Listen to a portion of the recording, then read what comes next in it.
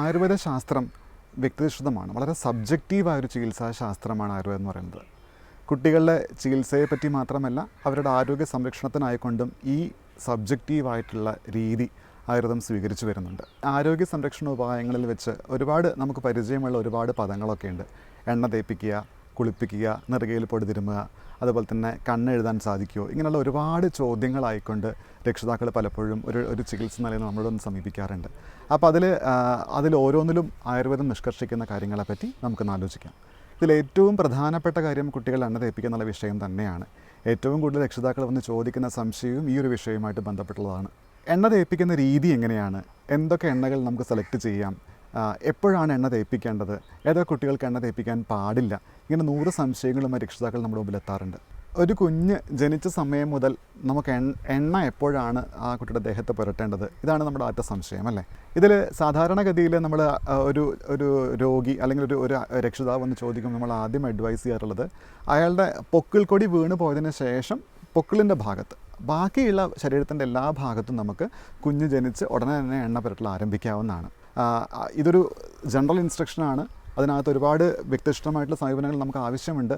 ഒരു കുട്ടിക്ക് ജലദോഷമോ പനിയോ കഫക്കെട്ടോ ഒരു പക്ഷേ പുതിയ നവജാത കുഞ്ഞുങ്ങളിൽ ഉണ്ടാകുന്ന ശ്വാസവിഷുമ്പോൾ തടസ്സങ്ങൾ പോലത്തെ പ്രശ്നങ്ങളോ ഇങ്ങനെയൊക്കെയുള്ള കുഞ്ഞുങ്ങൾ, ഒരു പക്ഷേ മഞ്ഞ കളർ പോലത്തെ നമ്മൾ ന്യൂ ബോൺ ജോണ്ടിസ് എന്ന് പറയുന്ന അവസ്ഥാവിശേഷങ്ങൾ, ഇങ്ങനെയുള്ള ചില പ്രത്യേക അവസ്ഥാവിശേഷങ്ങൾ കുഞ്ഞുങ്ങളിൽ നമ്മൾ കാണാറുണ്ട്.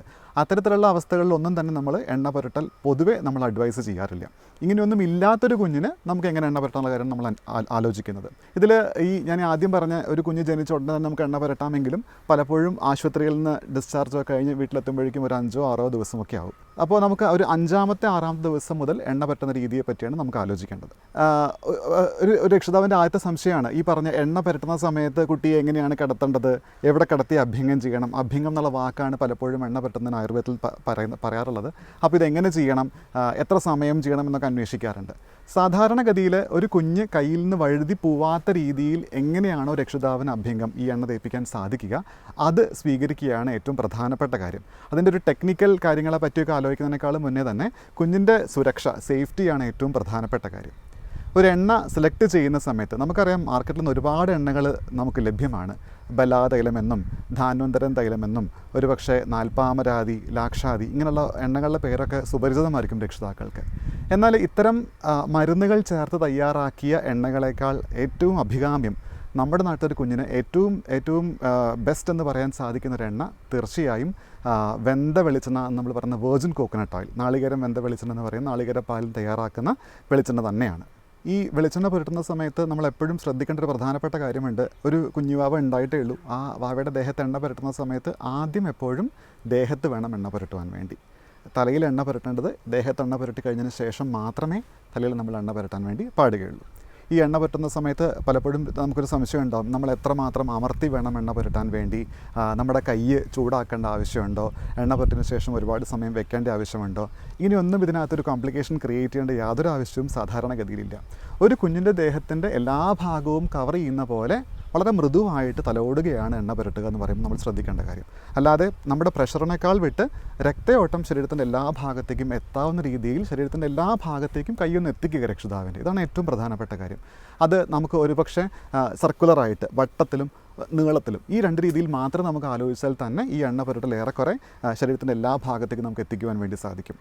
തലയും അതുപോലെ ഷോൾഡർ, അതുപോലെ നിതംബ ഭാഗങ്ങൾ, മുട്ട്, കൈമുട്ട്, കാലിൻ്റെ ആംഗിൾസ്, ഈ ഭാഗങ്ങളിലൊക്കെ നമുക്ക് വട്ടത്തിൽ സർക്കുലറായിട്ട് നമുക്ക് അഭ്യംഗം ചെയ്യാം, എണ്ണ തേപ്പിക്കാം. എന്നാൽ ബാക്കിയുള്ള ഭാഗങ്ങളിൽ നമുക്ക് നീളത്തിൽ, നമുക്ക് ബലമൊന്നും പ്രയോഗിക്കാതെ കൈകൊണ്ട് മൃദുവായ നീളത്തിൽ നമുക്ക് അഭ്യംഗം ചെയ്യുകയും ആവാം.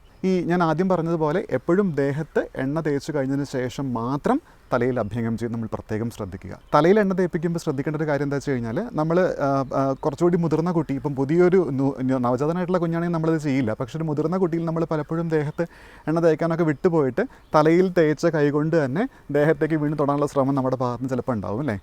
അത്തരത്തിലുള്ള അറ്റംപ്റ്റുകൾ, അത്തരത്തിലുള്ള ശ്രമങ്ങൾ നിശ്ചയമായി നമ്മൾ ഒഴിവാക്കേണ്ടതാണ്. കാരണം നമുക്കറിയാം ഒരു കുഞ്ഞിൻ്റെ തലയോട്ടിയിൽ നമുക്കറിയാം ചെറിയ രോമകൂപങ്ങളും ചെറുതായിട്ട് തലമുടികളൊക്കെ ഉണ്ടായിട്ടുണ്ടാവും അല്ലേ. അതിനകത്ത് ഈ പറഞ്ഞ ചെറിയ വേർപ്പമൊക്കെ കെട്ടി നിൽക്കുന്ന സമയത്ത് ഇൻഫെക്ഷന് സാധ്യതയുള്ള വസ്തുക്കളൊക്കെ അവിടെ ഉണ്ടാകാനുള്ളൊരു പോസിബിലിറ്റി ഉണ്ട്. അപ്പോൾ നമ്മൾ തലയിൽ തേച്ച കൈകൊണ്ട് ദേഹത്തേക്ക് വീണ്ടും ടച്ച് ചെയ്യുകയാണെന്നുണ്ടെങ്കിൽ ചിലപ്പോൾ അതൊരു ഇൻഫെക്ഷനുള്ള സാധ്യത വർദ്ധിപ്പിക്കുകയാണ് ചെയ്യുക. അതുകൊണ്ട് ദേഹത്ത് തേച്ച് കഴിഞ്ഞതിന് ശേഷം തല കുളിപ്പിക്കാൻ തൊട്ട് മുന്നേ ആയിട്ട് തലയെണ്ണ തേപ്പിക്കുക. ഒരു ദേഹത്ത് തേച്ചൊരു 10 മിനിറ്റൊക്കെയാണ് പരമാവധി ഒരു എണ്ണ നിർത്തേണ്ട ആവശ്യം തന്നെ ബേസിക്കലി നമുക്കുള്ളൂ.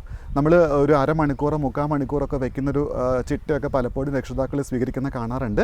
ഒരു പക്ഷേ അത് ഗുണത്തേക്കാളേറെ ദോഷമാണ് പലപ്പോഴും ചെയ്യാറുള്ളത്. പനിയും ചുമയും കഫക്കെട്ടുമൊക്കെ ആവർത്തന സ്വഭാവത്തിലുണ്ടാകുന്നത് ഈ ദീർഘസമയം എണ്ണ ഇരിക്കുന്നത് കൊണ്ട് നമ്മൾ കാണാറുണ്ട്. തലയിൽ എണ്ണ തേച്ച് കഴിഞ്ഞ് ഉടനെ തന്നെ നമുക്ക് കുളിപ്പിക്കാവുന്നതാണ്. ഈ എണ്ണ തേപ്പിച്ച് കഴിഞ്ഞതിന് ശേഷം പ്രത്യേകിച്ച് യാതൊരു പോസ്റ്റ് പ്രൊസീജിയറോ ഒന്നുമില്ല. നമ്മൾ ചില രക്ഷിതാക്കൾ ചോദിക്കും, എണ്ണ തേച്ച് കുട്ടിയെ നമ്മൾ വെയിലത്ത് വെയിൽ കാണിക്കേണ്ട ആവശ്യമുണ്ടെന്നൊക്കെ ചോദിക്കാറുണ്ട്. സാധാരണ ഇതിൽ അങ്ങനത്തെ ഒരു സമ്പ്രദായവുമില്ല. എണ്ണ തേച്ച് കഴിഞ്ഞ ഉടനെ തന്നെ കുട്ടിയെ കുളിപ്പിക്കാം.